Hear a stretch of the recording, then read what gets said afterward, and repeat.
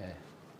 성도님들 비가 많이 와가지고 많이 바쁜 시간도 보냈을 줄 알고요. 또 개인적으로도 피해가 또 있는지도 모르겠습니다만 저 같은 경우에는 현장에 비가 많이 와가지고 특히나 침수가 돼가지고 저 오송에 있는 것처럼 침수가 돼가지고 물난리가 나고 또 비상근무도 하고 이런 시간을 좀 보낸 한 주가 되었습니다.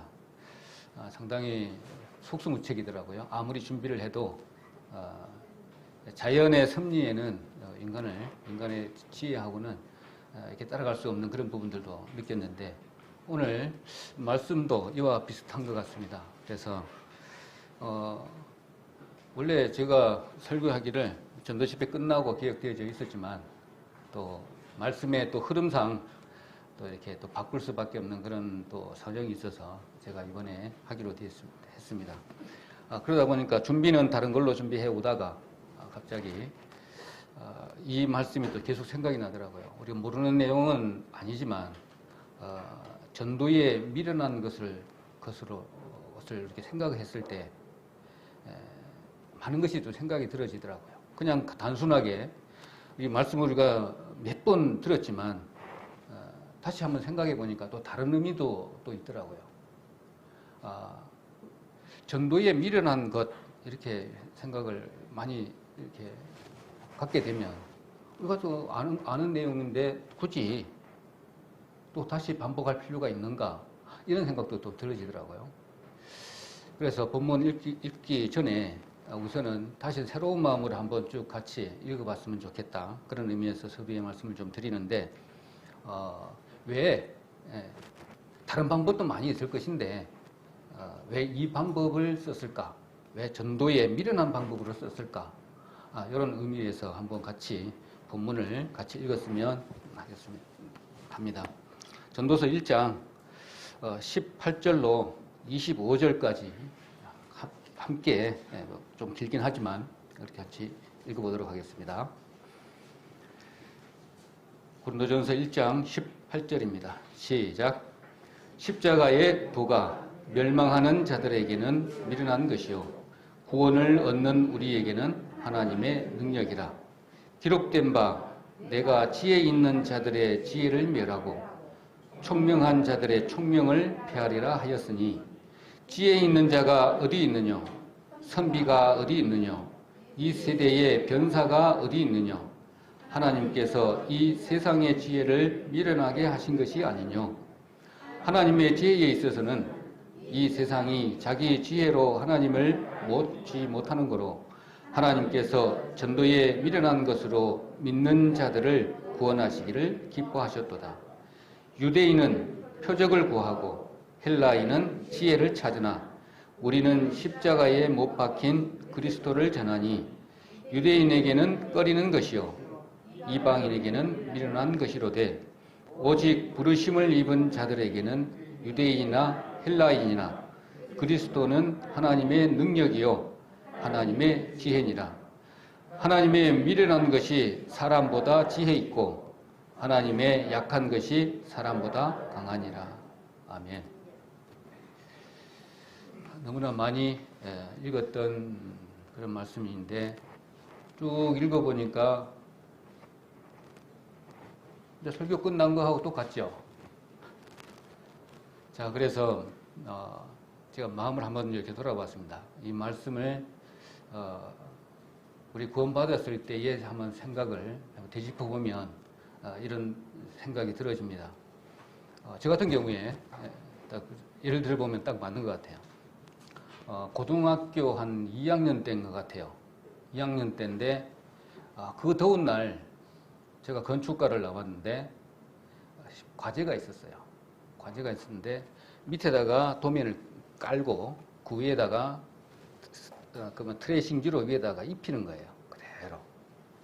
상당히 좀 그게 집중력도 있고 또 알아야만이 또 그릴 수 있는 그런 부분입니다. 그래서 그걸 하고 있는데 저 맞은편에서 아침부터 좀 일찍 내가 좀 과제를 좀 시작을 했는데 저 맞은편 산에서 상해가 나가는 거예요. 아침에부터. 딸랑딸랑 이렇게 하면서 헌호 하면서 이렇게 하더라고요. 딸랑 저 선창을 하신 분이 뭐라 그러는데 딸랑딸랑 하면서 그 상해가 나가고 그때 한 9시 반 10시 정도 됐어요. 그런데 하고 나고 난 뭐 불도 태우고 뭐 어쩌고저쩌고 하는데 그것이 오후 5시에 되니까 끝나더라고요. 그래서 그걸 보고 많이 생각을 했습니다. 그때 할아버지가 살아 계셨고요. 할머니는 이제 일찍 돌아가셨고 그랬는데 할아버지가 돌아가시면 그 다음에는 우리 아버지 돌아가실 것이고 어머니 돌아가실 것이고 그러면 나네 이제 이렇게 된 거죠. 그때 생각하니까 이제 그러면 죽음이 상당히 아픈 건가? 괴로운 건가? 그러면 내가 죽고 나면 어디로 가는 건가? 이걸 상당히 그때 고민을 많이 했어요. 그러면 대통령은 정해져 있는 건가? 돈 많은 사람은 또 가난한 사람은 이렇게 살아야 되는 것인가? 그런 부분이 있습니다. 상당히 좀 추운 것 같은데 저 에어컨을 좀 위로 올리든지 아마 그래야 될 것 같습니다. 막 추워서 이렇게 힘들어 하시는 성도님도 계시는데 자, 이런 부분이 계속 생각이 났어요. 그래서 오늘 고린도전서 오늘 이 전도에 미련한 것이라고 이렇게 그거하고 이렇게 결부가 되더라고요. 그러니까 하나님은 우리가 잘 전도를 하는데 내가 똑같은 말을 이렇게 합니다. 똑같은 이야기를 해요. 그런데 어느 분은 그 말씀을 받아들이고 구원을 받는가 하면 어떤 사람은 자기 지혜가 더 내 지혜보다 낫다면서 그것이 말이냐고 하면서 거부하고 배척을 합니다. 그냥 우연히 그랬겠지. 저는 그렇게 생각을 많이 해왔어요. 그런데 어느 날 이렇게 가만히 보니까 그것이 어떤 상황에 한 사람 한 사람에게 전할 때 나의 어떤 그동안의 신앙생활이 이렇게 다져져서 말씀도 많이 알고 내지는 나의 어떤 캐리어에 쌓여진 그 능력으로 그 사람을 이야기하니까 그 사람이 이렇게 구원을 받고 그런 줄 착각을 하고 있었다고요.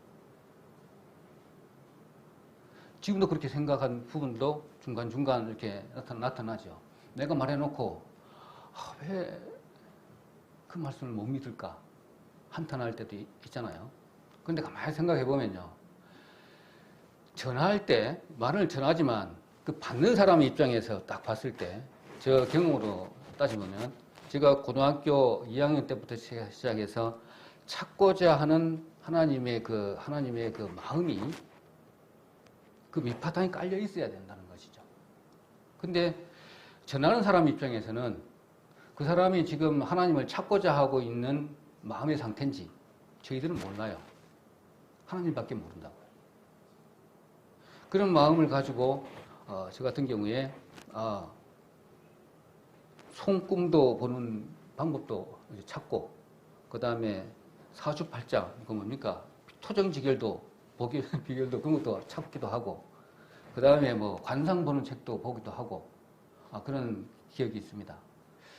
그러니까 그렇게 사람의 그 미래가 좀 정해져 있는 것이 아닌가? 그런 의미에서 그런 데를 이렇게 찾고자 하는 그런 마음도 있었던 것 같아요. 그래서 이제 이리저리 찾다가 보니까 하나님께서 나를 전도하기 위한 사람을 붙여주시더라고요. 그 사람을 이제 간증을 들어보면 참 신기할 정도예요. 내가 여기에 계획된 일정도 아니었고 거기에 가고 싶더라는 거예요. 내가 있는 곳으로. 참 신기하잖아요. 그래서 우리는 모르지만은 로마서에도 말씀했던 것처럼 전파하는 자가 어찌 믿을 것이냐 또 전하는 자가 없이 어떻게 알 것이냐 막 이렇게 강조를 했지만 저희들은 그냥 말씀대로 내 경험에 다 여러분들 성도님들도 다 이런 경험을 다 같이 했기 때문에 이런 말씀을 하면 공감이 가실 겁니다. 그래서 오늘 전도에 미련한 것, 오늘 본문 다 들었지만 같이 읽어보셨지만 요 말씀에 다 들어가 있어요. 더 이상 더 다른 말씀 필요 없을 정도로 확실한 말씀을 이렇게 해주셨는데 이게 체험하는 거하고 그냥 읽는 거하고는 정말로 차이가 많더라고요. 그래서 오늘 십자가의 도, 오늘 이 본문 속에 여러 가지 주제로 이렇게 말씀을 할 수 있겠지만 오늘 이제 십자가의 도 18절에 보니까 십자가의 도가 멸망하는 자들에게는 미련한 것이요 구원을 얻는 우리에게는 하나님의 능력이다. 이 말씀이 그냥 지혜고 능력이면 하나님이 그냥 이렇게 우리에게 베풀어 주신 거구나. 실제적으로 우리에게 체험되어지고 능력이 발휘하는 그런 모습 현장에 하고는 결부하지를 못하더라고. 매칭이 잘 안 되더라고. 그래서 나의 하나님께서 나를 인도하시는 그런 체험을 이렇게 끄집어내서 말씀하고 이렇게 딱 이렇게 합하게 되니까 그 능력이구나 이런 생각이 들어지더라고요. 자, 그런 체험을 한번 다 겪어본 우리 성도님이시기 때문에 한번 쭉 훑어서 보시고 난 이후에 하나님이 왜 그러면 이렇게 미련한 전도 방법을 택하셨는가? 구약에 이렇게 쭉 설명을 해 주시고 신약에 와서 그것을 이루시는 방법 중에 특히 서신서에 와가지고 바울을 통해서 왜 하나님이 전도의 방법으로 다른 방법도 많이 있을 것인데 전도로 이렇게 구원하셨다 아니하시고 전도의 그 미련한 방법을 쓰셨을까 이런 생각을 좀 해보면서 쭉 같이 나갔으면 좋겠습니다. 당시에 십자가는 그 당시에 지금 쓰고 있는 사도 바울의 기록한 그 당시에는 이 십자가가 가장 불합리하고요. 당시에 가장 믿을 수 없는 방법이고 믿어지지도 않는 그런 어떤 상태나 존재를 대신해서 표현하고자 하는 방법 중에가 십자가. 근데 십자가라 그러면 가장 하찮게 여기는 그런 방법이라는 것이죠. 그래서 하나님은 이것을 통해서 당시에 가장 하찮은 것, 필요 없는 것, 무가치한 십자가를 통해서 드러내시기를 원하신 것이죠.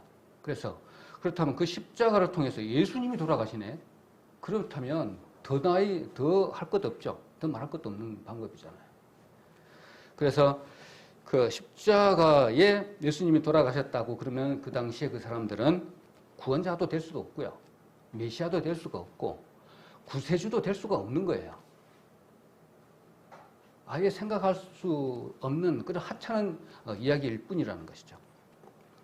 그래서 이 십자가의 도가 그들에게는 참 어처구니 없는 그런 방법이 십자가의 방법입니다. 그 제가 구원받았을 때도 딱 그런 거잖아요. 그냥 멋진 말로 와가지고 하나님이 당신을 죽을 수밖에 없는 당신인데 이런 방법으로 당신을 살려놨습니다. 그것도 2000년 전에 그렇게 나한테 얘기를 했으면 이것을 어떻게 받아들이겠어요? 그것을 받아들이는 사람이 있고 받아들이지 않는 사람이 있었겠죠. 이제 이런 부분으로 이렇게 겹을 보면 되겠습니다. 그래서 성경에서는 오늘 그런 방법으로 세상에서는 정말 하찮고 어처구니 없는 방법을 통해서 하나님의 능력을 하나님의 지혜를 드러내시기를 원하셨다. 그 왜 그랬을까요? 하나님이. 그래서 제가 그런 식으로 생각을 해봅니다. 뭐냐면 줌인하고 줌아웃해서 크게 하나님 계획을 보시고 그 가운데 우리를 향한 하나님의 그 사랑을 어떻게 우리에게 피조물인 우리에게 하나님의 그 사랑을 표현할까? 내지는 그 표현하는 방법에 있어서 이 세상 시간 동안 또 구원받을 수 있는 하나님의 그 시간 동안 살아있는 동안에 서로가 서로에게 연결돼 있고 그 다음에 하나님의 가장 방법을 하나님의 사랑을 표현하기 위한 방법은 무엇일까? 이리 생각을 해보면 이 전도 이 방법 외에는 없는 것 같아요. 제가 생각해 보니까 목사님께서 자주 말씀드렸잖아요. 하나 일치가 되는 거 있잖아요. 일치, 연합되는 부분이 있는데 십자가에 돌아가셨을 때 서로 이렇게 얼굴을 맞댄다 그랬잖아요. 이 죽음이 세상의 죽음이 점점 이쪽으로 옮겨져서 산 사람은 죽은 사람으로, 죽은 사람은 산 사람으로 이렇게 옮겨져서 주 안에 예수님 안에 같이 장사되고 같이 부활되었다는 그 사랑의 메시지를 이렇게 전하려면 이 전도에 미련한 방법, 십자가의 방법 외에는 정확하게 세상의 어떤 것들로도 바꿔서 이걸 표현할 수 있는 방법이 없다는 것이죠. 그래서 전도에 미련한 방법인데 세상 사람들이 가장 그 미련한 방법이 십자가의 풀스토리를 전하는 방법이 그 당시에 가장 미련한 방법이었다는 겁니다. 그래서 사도 바울이 세상에서 가장 미련한 방법을 통해서 전도하기를 가장 기뻐하셨다라는 겁니다. 그래서 18절에 보니까 멸망하는 자들에게는, 그 다음에 좀 뒤로 보면은 구원 얻는 우리에게는, 이렇게 두 가지 방법을 얘기를 했는데 이건 현재 분사형입니다. 원문에 이렇게 보면 현재 분사형이기 때문에 분사형으로 다시 이렇게 풀어보면 멸망하고 있는 자에게 내지는 구원 얻고 있는 우리에게, 이렇게 표현을 하면 맞죠. 자, 구원을 과거의 사건, 현재의 상태, 그 다음에 과정, 미래의 결과, 이런 식으로 구원이 이렇게 단편적이고 그 다음에 일시적인 것이 아니라 계속적인 진행형이라는 겁니다. 자, 이렇게 말씀을 하고 있는데 멸망하는 자들, 지금 이 당시에 이들은 그 십자가의 풀스토리를 받아들이지 않는 사람들, 그 다음에 십자가의 도가 어처구니없고 미련한 방식이기 때문에 그들에게는 용납될 수도 없고요, 인정하지도 않는 것이고 믿어질 수도 없는 그런 사건이죠. 그래서 구원을 이렇게 생각을 그 당시에는 했다는 것입니다. 그래서 택한 하나님의 백성들에게 저희들이 우리가 봤을 때는 우리의 어떤 조건이나 근거로서가 아니라 우리가 구원을 얻는 것이 아니라 전적인 하나님의 능력임을 우리가 알고 있는데, 자, 그러면 하나님이 우리의 능력이 없다는 것을 알고 있어요. 근데 왜 그 바울이 이 말씀을 인용을 해서 그렇게 했는가라는 겁니다. 그 바울이 그러면 그 이유를 19절에 바로 설명을 하고 있습니다. 19절에 보니까 기록된 바 내가 지혜 있는 자들의 지혜를 멸하고 총명한 자들의 총명을 폐하리라 하셨으니, 바울이 이거 설명을 19절에 이렇게 하고 있습니다. 그 뭐냐면 그 이유가 이사야 19장, 이사야 29장 한번 보겠습니다. 이사야 29장. 바울이 왜 이런 방식을 설명을 했을까? 그 이유를 19절에 이사야의 글을 인용을 한 내용입니다. 그래서 이사야 29장 14절 보겠습니다. 이사야 29장 14절. 그러므로 내가 이 백성 중에 기이한 일, 곧 기이하고 가장 기이한 일을 다시 행하리니 그들 중에 지혜자의 지혜가 없어지고 명철자의 총명이 가리워지리라. 이렇게 말씀을 하고 있습니다. 그래서 기록된 바라고 하는데 멸한다. 그 다음에 이 멸한다는 말은 정확히 말하면 이렇게 가리워진다 라는 뜻입니다. 그리고 가리고, 이제 가리워졌으니까 뭐 볼 수도 없고 깨달을 수도 없을 거 아닙니까? 자, 그렇게 말씀을 하고 있고, 총명한 자들의 총명을 폐하리라. 이렇게 했는데, 앞에는 멸하리라. 그 다음에 폐한다. 같은 개념인데, 이사야가 이런 말씀을 한 관점을 우리가 알 필요가 있죠. 그래서 예를 들어보면 이겁니다.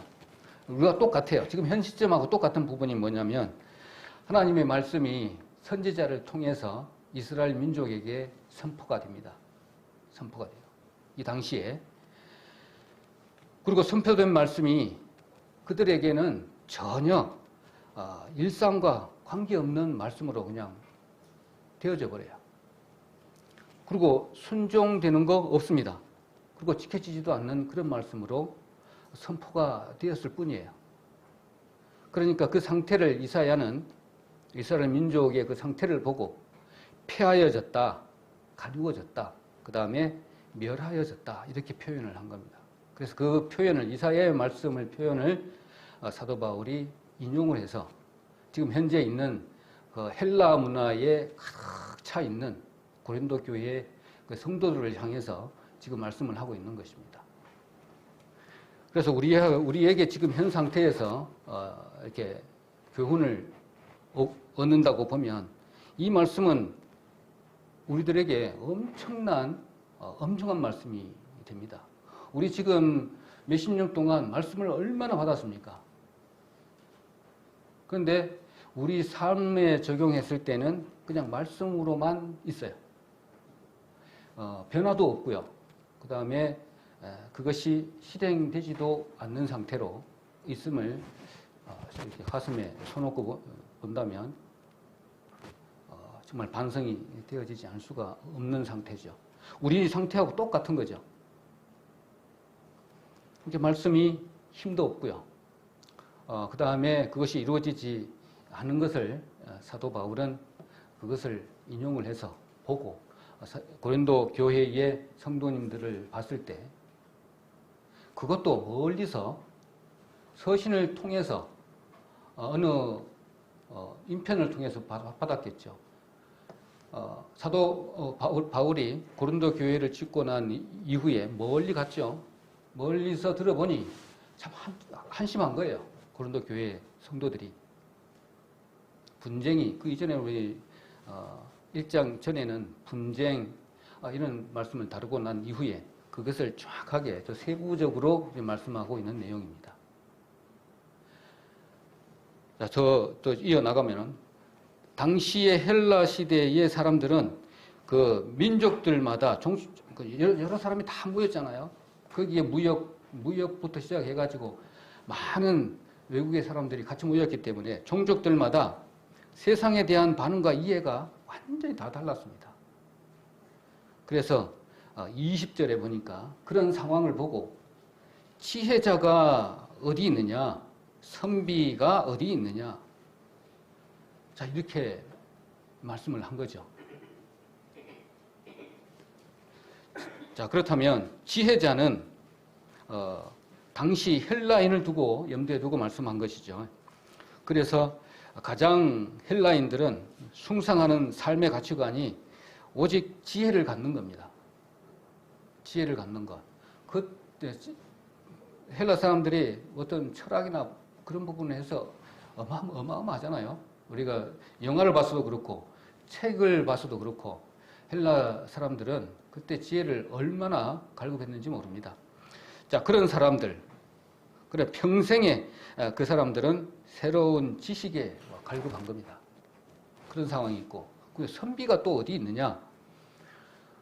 선비라는 말은 서기관 내지는 말씀을 가르치는 자, NIV 성경에서는 율법의 선생 이렇게 번역하기도 한 그런 부분이 나오는데 그 선비가 어디 있느냐? 지금 미련한 방법, 미련한 것, 그걸 지금 다시 설명하기 위한 사도 바울의 비유이잖아요. 그래서 오늘 그 본문을 더 보면 선비가 어디 있느냐? 이 세대의 변사가 어디 있느냐? 이렇게 했는데 변사는 변론자죠. 변론자. 이런 말을 하면 제일 기가 솔깃하는 것 같아요. 뭐냐면 변사라 이렇게 얘기했는데 변사라는 뜻은 무슨 문제이든지 이성적으로 그 다음에 인생의 모든 삶의 문제를 해결하는 그 태도를 가진 자. 누가 여기 상담을 한번 해요. 그래, 젊은 애들이 와서 요즘 내 이런 고민이 있는데 한번 틀어놓으면 멋진 말로 이렇게 달콤한 말로 쫙 얘기해 주잖아요. 그러면 기가 솔깃합니다. 그래서 막 받아 적기도 하고 이런 것들이죠. 그럼 결혼은 언제 해야 됩니까? 누구하고 해야 됩니까? 어떻게 하면 또 성경에 뭐 비결이 있습니까? 이런 상담을 해주고 멋지게 풀어주면 기가 솔깃하잖아요. 그러니까 변사가 어디 있느냐? 막 이런 것이죠. 그때 당시에 가장 발달한 그 헬라 문화 중에 하나가 수사학이잖아요. 남을 설득하는 학문, 언어의 기술 이런 거 얼마나 많습니까?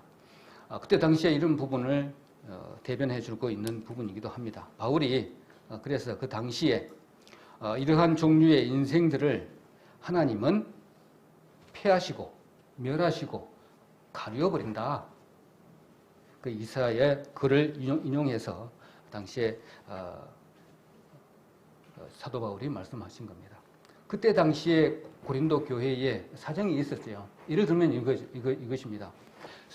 사도 바울이 말이 좀 어눌하다 이렇게 말을 했는데 세상적으로 봤을 때 세상의 지식으로는 좀 어눌한 것 같다고 표현은 고린도후서 11장 6절에 말을 했는데 하나님의 말씀을 어눌한 것은 아니죠. 엄청나게 공부도 많이 하고 학식이 높았던 것으로 알고 있는데 자 이런 부분입니다. 사도 바울이 고린도 교회에 와가지고 세상 사람들이 정말 듣기 싫어하는 말만 했을 거 아니에요. 원론적인 강론을 막 이렇게 막 설명을 했을 것이고 심지어는 창문에 걸터 앉아서 졸기도 하다가 떨어져 죽기도 할 정도로 사도 바울이 그런 강론적인 부분, 세상적인 말이 아닌 그런 것도 하다 보니까 지루해요. 헬라 문화가 들어왔기 때문에 그런 말을 이렇게 쏙쏙쏙 들어왔겠어요? 그러지 않았을 거라고 생각이 들어집니다. 또 말도 그런 부분에 있어서는 세상적으로 말로 봤을 때는 억울하게 보였겠죠. 그러다 보니 성도들이 이렇게 쳐져 있었겠죠. 그러다가 아볼로라고 하는 사람이 교회에 딱 들어옵니다. 좀 사도 바울은 이제 다른 교회로 멀리 가는 상태에서 아볼로가 와가지고 그 유창한 말로 언변이 너희다 했잖아요. 쫙 하고 나니까 사람들이 이제 고린도 교회 사람들이 전달력 좋죠, 표현력 좋죠. 이렇게 싹 빨려들어가는 거예요. 그러다 보니까 교회의 분위기가 어떻게 되겠습니까? 완전 엉망되는 것이죠. 하나는 바울파, 아볼로파, 게바파, 그리스도파 이렇게 쫙 나눠져 버린 거죠. 분쟁이 일어나고 그런 상태가 지금 고린도 교회의 사상입니다. 그 헬라 사상이 쫙 퍼져져 있다 보니까 그래서 이런 인간적인 표현으로 이렇게 사도 바울이 사역을 했던 상황을 표현하자면 정말 매력 없는 강론이었고요. 막 이렇게 설명할 수밖에 없잖아요. 이해도 안 되는데 그렇게 힘든 설교를 듣다가 그 아볼로가 왔을 때는 완전히 뒤집어지는 그런 교회를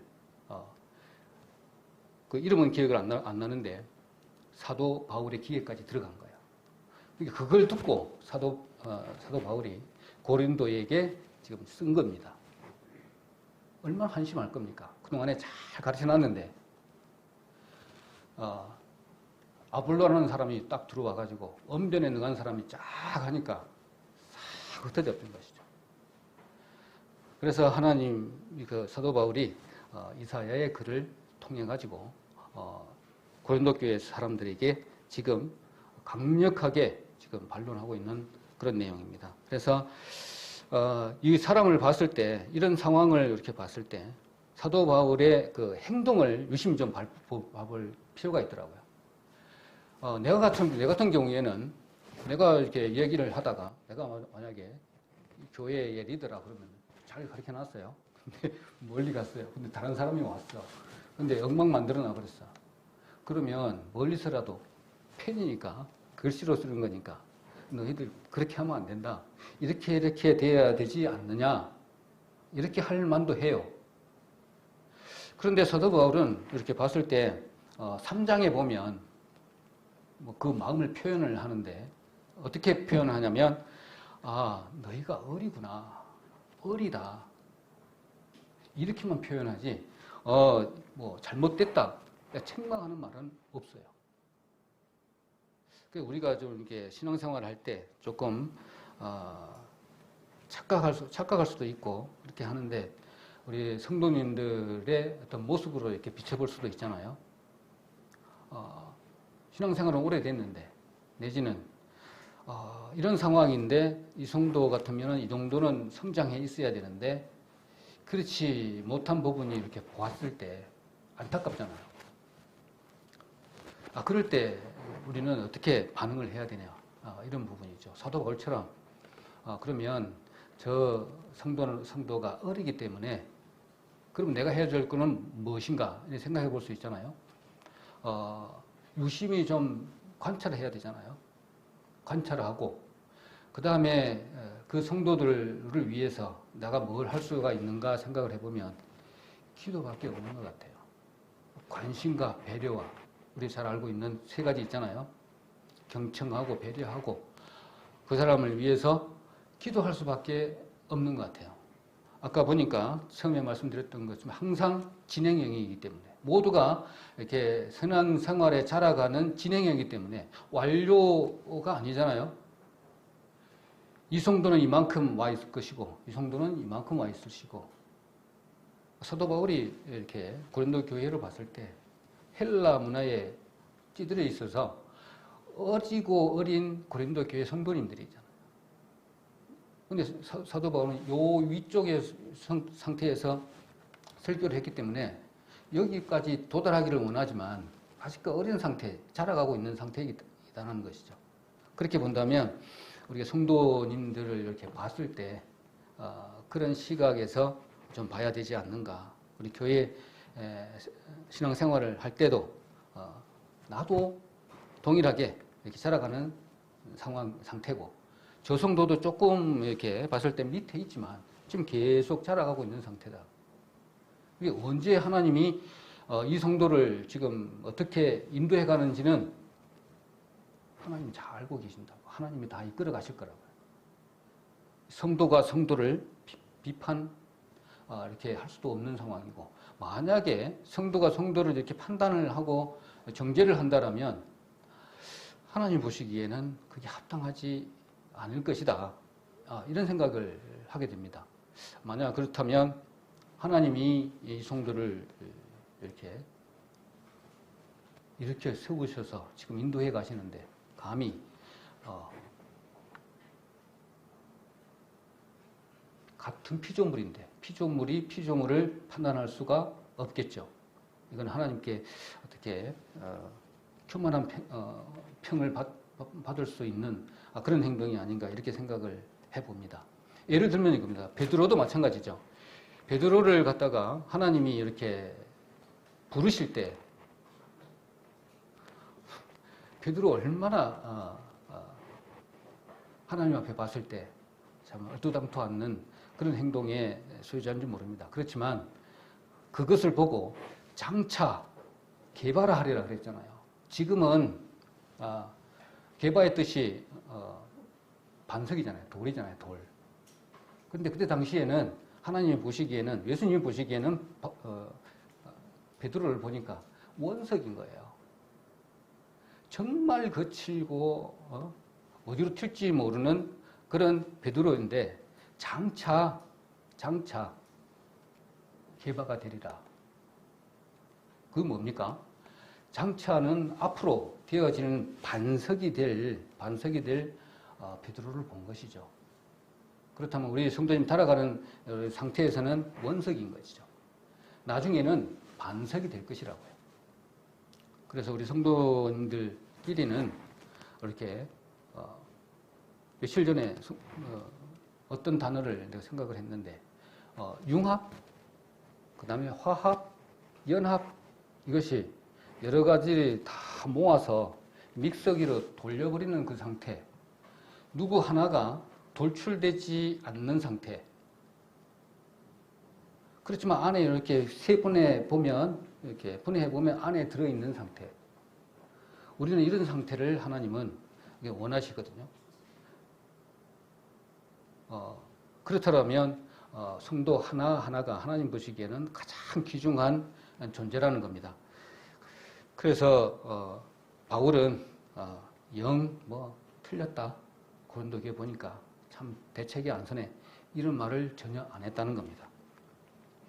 그래서 오늘 본문에 보니까 분쟁 자체를 그 이전에는 설명을 했다면 오늘의 그 말씀은 보니까 어떤 문제가 있어서 이렇게 생겼는지를, 분쟁의 그 이유를 오늘 가장 선명하게 보여주는 그런 말씀이기도 합니다. 그래서 십자가의 도. 그래서 이것은 사람의 언변이나 어떤 기술이나 돼서 우리에게 구원이 임한 것이 아니고 십자가의 도. 그러니까 예수님이 우리를 위해서 그 죽으신 방법, 죽으신 방식, 그걸 얘기를 하는 것인데, 그것이 하나님의 지혜인데 사람들의 눈에는 그것이 아무 의미 없는 무가치한 것처럼 보일 수밖에 없는 그때 그 고린도 교회 당시에 그런 이렇게 시각이었다는 겁니다. 자, 그렇다면 요즘도 마찬가지잖아요. 제가 한번 말씀을 좀 전해보려고 이렇게 이야기를 탁 꺼내니까 정말 비아냥거리는 소리를 하더라고요. 뭐냐면 이런 소리를 해요. 야, 이수쟁이는 왜 꼭 그렇게 살아야 되냐? 야, 정부장은 너 꼭 그렇게 살아야 돼?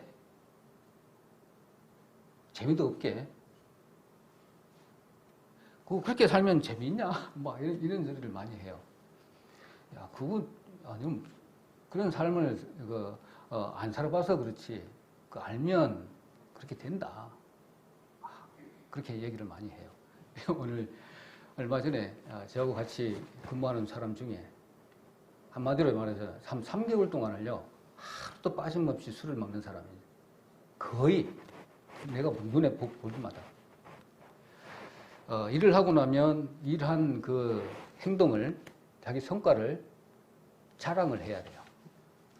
그걸 통해서 술 한 잔을 거치고 그것을 표현해야만이 하루가 마무리가 돼요.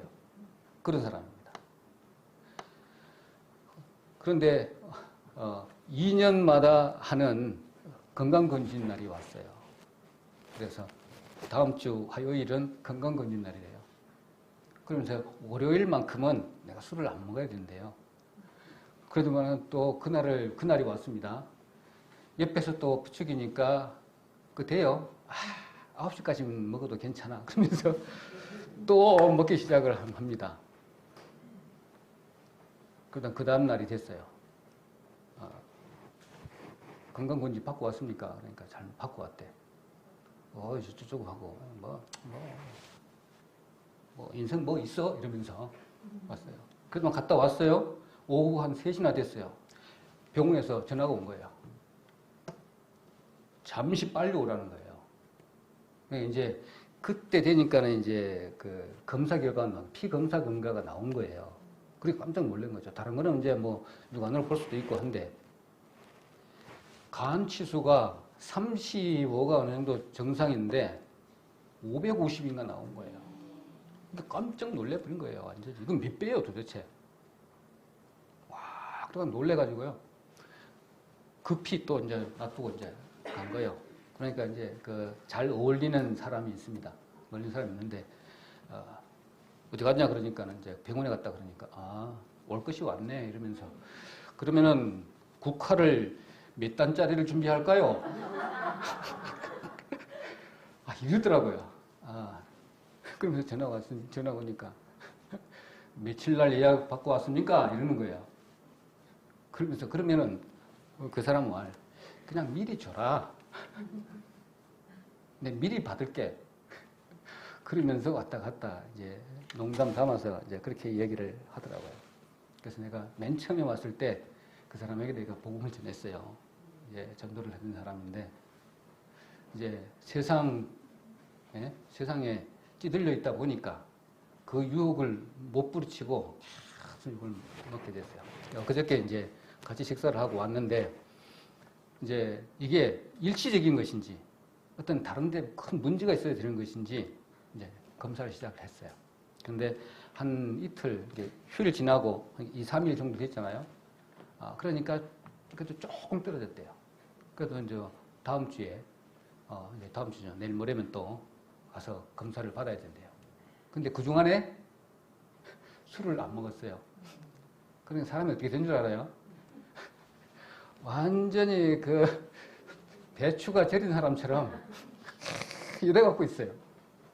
그러니까 같이 했던 동료들도 그렇게 풀이 죽어가지고 밥도 안 먹어요, 이제. 밥 먹으러 가야 되는데. 밥 시간만 되면 서로 전화하고 난리인데, 한잔 하자고. 참, 사람이 이렇게 갑자기 변할까? 딱 그 생각이 들더라고요. 그래서 이런 사람, 저런 사람한테 내가 좀 이야기를 좀 드렸는데, 이제는 좀, 윤부장이라고 하는데, 윤부장의 영혼을 좀 돌아볼 때다. 그리 하니까, 내심, 옛날에 이제 내가 이야기했던 것도 이제 대명이고, 막 그러더라고요. 반성의 기미도 보이고. 처음에는, 이렇게 살아고 끝내버리지 뭐. 그거 뭐 인생 뭐 있어. 막 그러더만은, 뭐 한 대 맞고는, 요즘 이제 더 살아야 되는데, 70 몇 살까지는 해야 되는데, 이제 마음이 싹 바뀌더라고요. 자, 그래서 이 기회가 제대로 된 기회다. 이런 생각도 들어지고, 그 다음에 우리 거듭난 하나님이 일단 손을 댄 영혼에 있어서는 우리가 이렇다 저렇다 할 수는 없지만, 옆에서 보조의 역할, 신앙생활을 할 때 하나님 보시기에 반듯한 삶만 이렇게 보여줘도 그들이 그걸 보고 하나님을 찾을 수 있는 좋은 기회가 되리라 생각이 들어집니다. 특히 우리 가장 가까이 있는 가족들이 제일 문제잖아요. 그래서 어떻게 하면 이렇게 헬라의 문화에 아니면 세상 문화에 우리를 지금 잠식을 하고 있는데, 이것을 빠져나갈 수 있는 길은, 이거 방법은 딱 하나인데 그것을 우리가 좀 망각하고 있지 않는가, 이런 생각을 해봅니다. 그래서 전도를 이렇게 했을 때 가장 확실한 방법, 좀 이렇게 깊게 들어가면 나의 방법, 나의 기술, 나의 언변이 아니라는 것은 알고 있는데, 그것을 정확하게 표현하고 증거할 수 있는 방법은 어제 많이 배워서도 아니고요. 어제 이렇게 그다음에 권력이 있어서도 아니고 지혜가 있어서도 아닌데, 가장 그것을 드러낼 수 있는 방법은 전도할 수 있는 전도밖에 없다는 것이죠. 그래서 하나님은 모든 하나님 앞에 무릎 꿇고 하나님 앞에 나오기를 원하신 것이죠. 그렇게 나오려면 한 영혼 한 영혼이 그 마음이 가난해지지 않고 통회하는 마음이 없고 의지하려고 하는 그런 마음이 없이는 하나님 앞에 나올 수가 없는 것이죠. 만약에 내 능력으로 하나님을 내가 한 영혼을 구원을 했다라면 완전히 뭐 어깨부터 시작해가지고 그냥 기가 막 하늘을 찌를 겁니다. 그렇게 되면 하나님이 원하시는 피조물의 형상이 아닌 거예요. 그 영혼하고는 내가 하나님은 같이 할 수가 없어요. 피조물인데. 그렇게 본다면 이 전도의 방법을 하나님이 기뻐하셨다고 한 내용이 무엇인지를 안다면, 내가 전도할 한 대상이 생겼다면 좀 긴장을 해야 돼요. 이제 뭐냐면 내 능력이 아니구나, 이것을 뼈저리게 이렇게 느끼고, 오로지 십자가의 풀스토리, 내가 죽을 수밖에 없는 상황이었는데 하나님께서 그 사랑의 방법인 십자가의 도를 통한 그 풀스토리를 가지고 세상에 전해야만이 그 영혼이 하나님이 가장 원하시는 사랑의 표현을 그것을 그 영혼이 받아서 하나님께 돌아온다는 것입니다. 그것을 하나님이 직접 하지 않으시고 구원받은 영혼을 통해서 그것을 이루시고자 하시는 것이죠. 그래야만이 그 사람끼리 믹서기에 돌려서 연합이 되고 하나가 되는 방법이라는 것이죠. 안 그러면 내가 저 영혼을 구원했는데 내가 저보다 위야, 내지는 저 사람보다 내가 위에 있는 거예요. 내가 전도했는데, 이런 마음이 들어갈 수가 있을 것이고, 하나님은 저 온데간데 없고 하나가 되지 못하겠죠. 어떻게 보면 이런 부분에 있어서 여러 가지 여건이 생길 수 있기 때문에 전도의 미련한 방법으로 하시는 것을 하나님이 기뻐하셨다라는 겁니다. 그렇다면 자, 구원이라는 그 성격을 한번 보자고요. 자, 보면 하나님의 사랑의 마음을 나타내기 위한 확실한 방법이고요. 그 다음에는 우리는 피조물의 연약함 때문에 가장 합당한 교육 방법이에요, 이게. 그래서 제가 예전에도 말씀을 드렸지만 이 세상 시간에, 허락한 시간 이 안에다가 역기능적 교육 방법을 통해서 하나님은 그 마음을 다 가지시기를 원하신다고 했잖아요. 그 맥락 안에 이 전도의 방법도 요 맥락 안에 다 포함되어 있는 겁니다. 그래서 전도는 엄밀히 말하면은 인간의 지혜로운 고안이 아니라는 겁니다. 그리고 하나님의 구원 전략이고요. 그 다음에 하나님의 능력이 이렇게 수며 있는 신비한 방법입니다. 내가 똑같은 말씀을 이 사람에게도 전하고 이 사람에게도 전했는데 이 사람은 돌아와서 회개하고 구원을 받는가 하면 이 사람은 말하기도 겁나게 배척하는 것을 이렇게 보잖아요. 그렇다고 본다면 그 구원이라는 것이 내한테는 어떤 그 능력이 없는 거예요. 권한이 없는 것을 바로 알 수가 있잖아요. 그렇게 본다면 정말 신비한 거예요. 예전에 광야 현장에 있을 때 5명인가 같이 똑같이 앉혀놨어요. 그 중에서 한 사람만 제대로 하나님 말씀을 받고 지금도 다른 교회이긴 하지만 교회를 다녀요. 근데 다른 분들은 3사람은 지금 온데간데 없고 한 사람은 잘 모르겠고 그런 상태예요. 그렇게 본다면 똑같이 말씀을 전하지만은 받는 사람, 안 받는 사람 틀리기 때문에 우리가 전하는 사람의 능력이 아니라는 것을 가장 확실하게 알 수 있는 그런 방법입니다. 그거 아멘 하시죠? 자, 그렇다면 오늘 다음 주부터 우리 전도 집회를 이렇게 하고 이제 계획되어 있는데 그것도 이제는 겁낼 필요가 없는 것 같아요. 이제는 그런 방법이 아니라 이제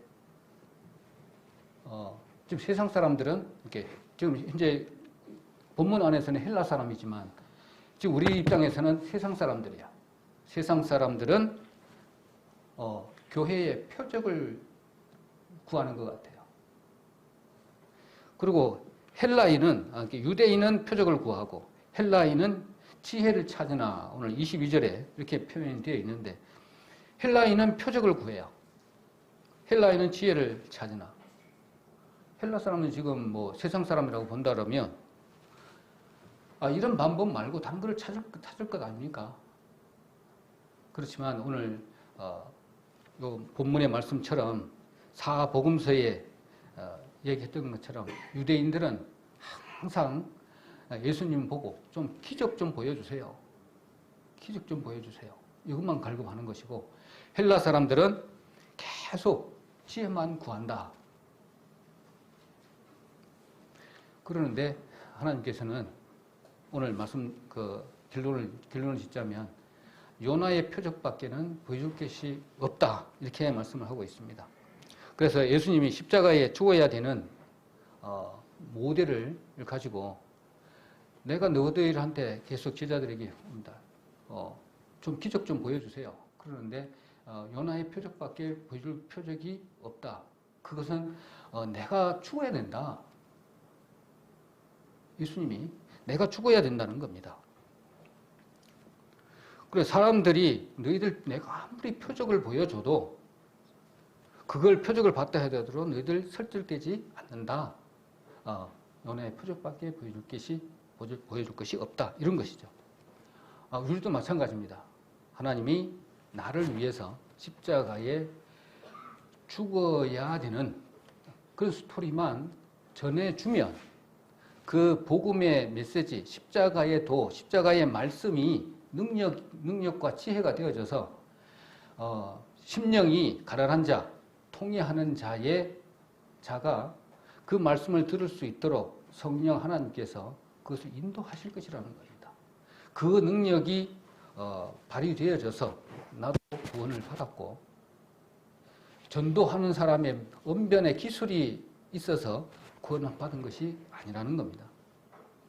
그래서 세상 사람들, 헬라 사람들, 그때 당시에 들어왔던 고린도에 들어왔던 교회에 들어왔던 신도들이 봤을 때는 미련한 세상 지식이라는 겁니다.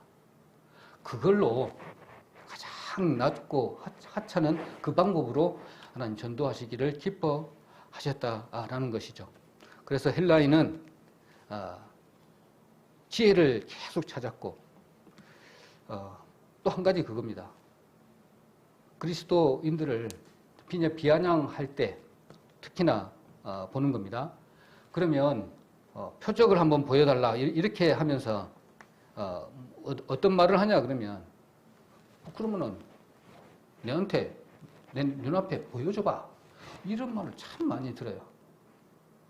참 답답할 때가 많이 있습니다. 그러면 하나님이 있다는 것을 보여줘봐. 내지는 그렇게 된다는 것을 어떻게 믿어?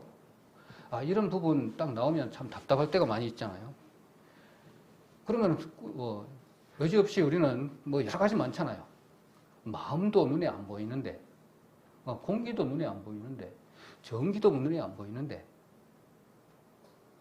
그러면 설명할 수밖에 없잖아요.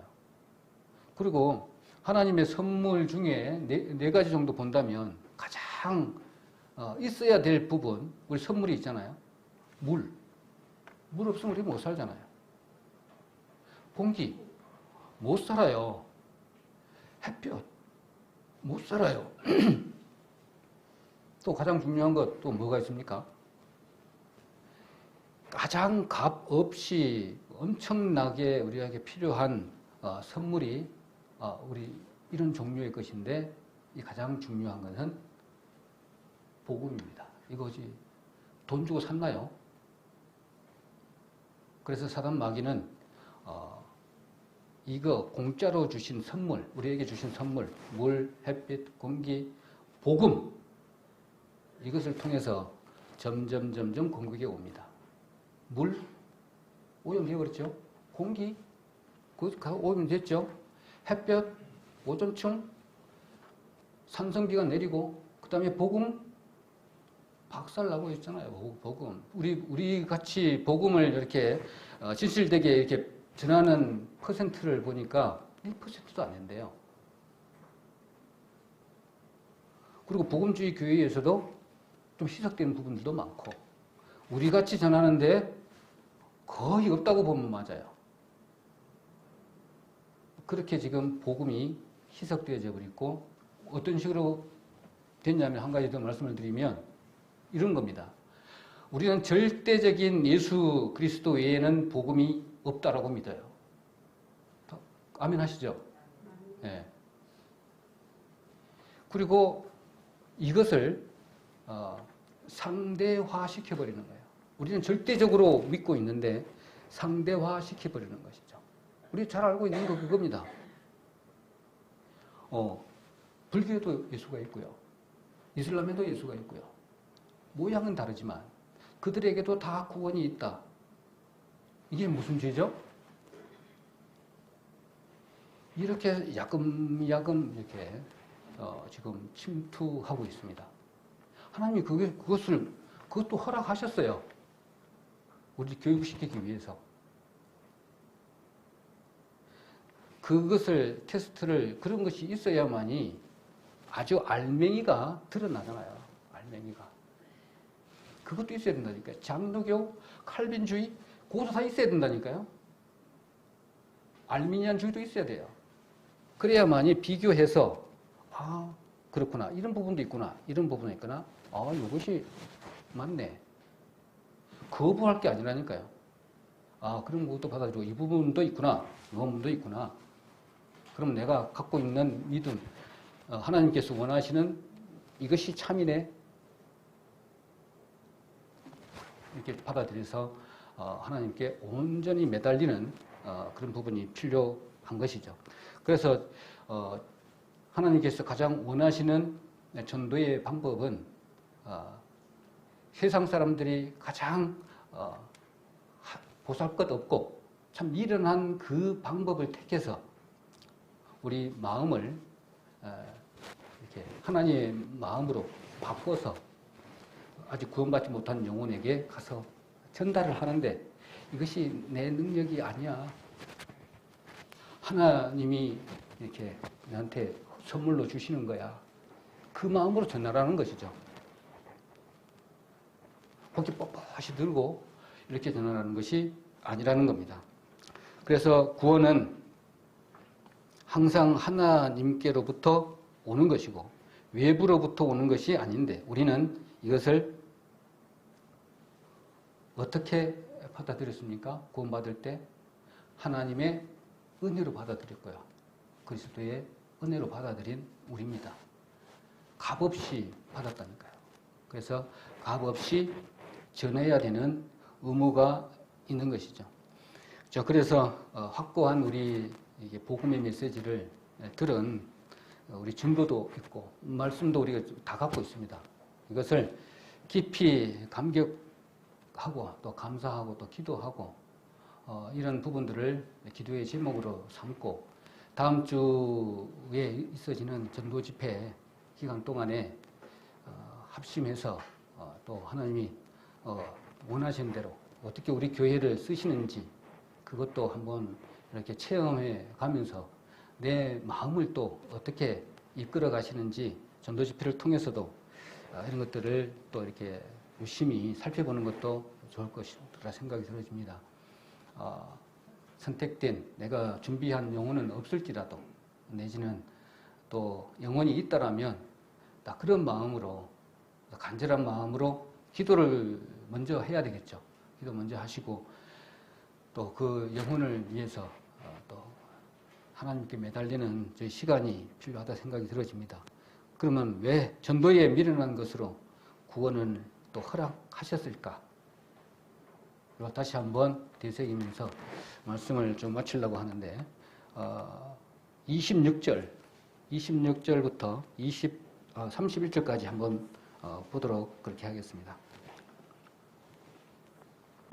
자, 전도서 1장 그 이후의 말씀 26절부터 31절까지 한번 읽도록 하겠습니다. 26절 시작. 형제들아 너희를 부르심을 보라. 육체를 따라 지혜 있는 자가 많지 아니하며 능한 자가 많지 아니하며 문벌 좋은 자가 많지 아니하도다. 그러나 하나님께서 세상에 미련한 것들을 택하사 지혜 있는 자들을 부끄럽게 하려 하시고 세상의 약한 것들을 택하사 강한 것들을 부끄럽게 하려 하시며 하나님께서 세상의 천한 것들과 멸시받는 것들과 없는 것들을 택하사 있는 것들을 폐하려 하시나니 이는 아무 육체라도 하나님 앞에 자랑하지 못하게 하려 하심이라. 너희는 하나님께로부터 나서 그리스도 예수 안에 있고 예수는 하나님께로서 나와서 우리에게 지혜와 의로움과 거룩함과 구속함이 되셨으니 기록된 바 자랑하는 자는 주 안에서 자랑하라 함과 같게 하려 하심이니라. 아멘. 여기 30절에 보니까 너희는 하나님께로부터 나서 그리스도 예수 안에 있고 예수는 하나님께로서 나와서 우리에게 지혜와 의로움과 거룩함과 구속함이 되셨으니 이 결론이잖아요.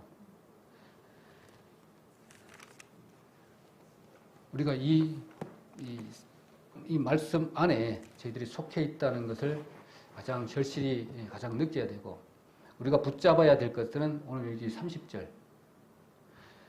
하나님께서 사랑의 표현으로 이 땅에 예수 그리스도를 통해서 구원하시기 위한 십자가의 풀 스토리를 이 세상에 이루셔서 우리를 하나님과 영원한 발레자의 모습으로 만들어서 그 하나님과의 차원을 같이 끌어올려서 이렇게 맞춰서 영원히 살기 위한 하나님의 비밀 계획입니다. 그런데 이 비밀 계획을 우리는 신령과 지혜로 진리로 우리는 말씀으로 깨달은 저희들입니다. 이 엄청난 것들을 견고히 붙잡으면 그러니까 계속 진행형이라는 것이죠. 한순간에 끝나는 것이 아니고 그거는 우리가 잘 알고 있는 내용입니다. 그래서 이것을 끝까지 견고히 붙잡아서 하나님께서 가장 원하시는 한 영혼의 모습을 통해서 하늘의 그 보화 내지는 상급을 많이 쌓아서 한 고을이 아닌 여러 고을로 상급을 받을 수 있는 저희들이 되기를 간절히 원합니다.